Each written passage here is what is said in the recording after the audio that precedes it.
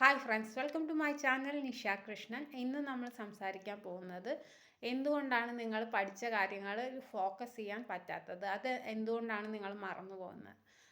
ഇതിന് പ്രധാനമായിട്ടുള്ള കാരണം എന്താണെന്ന് വെച്ച് കഴിഞ്ഞാൽ, നിങ്ങളൊരു ലക്ഷ്യം, അതായത് നിങ്ങളൊരു എക്സാമിൽ പാസ്സാവാനായിരിക്കും പഠിക്കുന്നത്.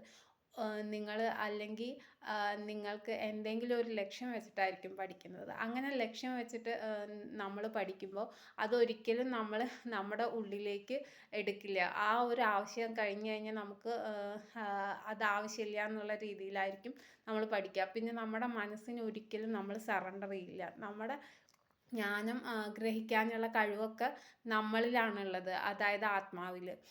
സോ നമ്മൾ നമ്മുടെ മനസ്സ് വെച്ചിട്ട് അണ്ടർസ്റ്റാൻഡ് ചെയ്യാനും അത് ഇൻ്റർപ്രറ്റ് ചെയ്യാനും നോക്കുമ്പോൾ അത് താൽക്കാലികമായിട്ട് അത് നമ്മുടെ ആത്മാവിലേക്ക് എത്താതിരിക്കുകയും നമ്മൾ അത് നമ്മുടെ ഹൃദയത്തിൽ സൂക്ഷിക്കുന്നതിന് പകരം മനസ്സിൽ നിന്ന് ഉടനെ ഡിലീറ്റ് ആയി പോവുകയും ചെയ്യും.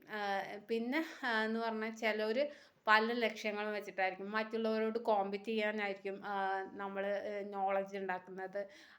അല്ലെങ്കിൽ നമുക്ക് പണം ലക്ഷ്യം വെച്ചിട്ടായിരിക്കും. അങ്ങനെയൊക്കെ നേടുന്ന നോളജ് ഒരിക്കലും നിലനിൽക്കില്ല. ഇതിന് ബെസ്റ്റ് എക്സാമ്പിൾ എന്താണെന്ന് വെച്ച് കഴിഞ്ഞാൽ മഹാഭാരതത്തിലെ കർണൻ്റെ ജീവിതം തന്നെ ഇതിന് ബെസ്റ്റ് എക്സാമ്പിളാണ്. അതിൽ കർണനോട് കൃഷ്ണൻ ഉപദേശിക്കുന്നുണ്ടല്ല, യുദ്ധഭൂമിയിൽ വെച്ചിട്ട്. അതായത് നീ എന്തിനാണ് നോളജ് നേടിയത്? ഒരിക്കലും മറ്റുള്ളവരുടെ അഭിവൃദ്ധിക്കോ അങ്ങനെ ഒന്നിനും അല്ല. അങ്ങനെ ഒരു നോബൽ കോസ് വെച്ചിട്ടല്ല നീ നോളജ് നേടിയത്. നീ നോളജ് നേടിയത് അർജുനനോട് അർജുനനോട് മത്സരിക്കാനാണ്.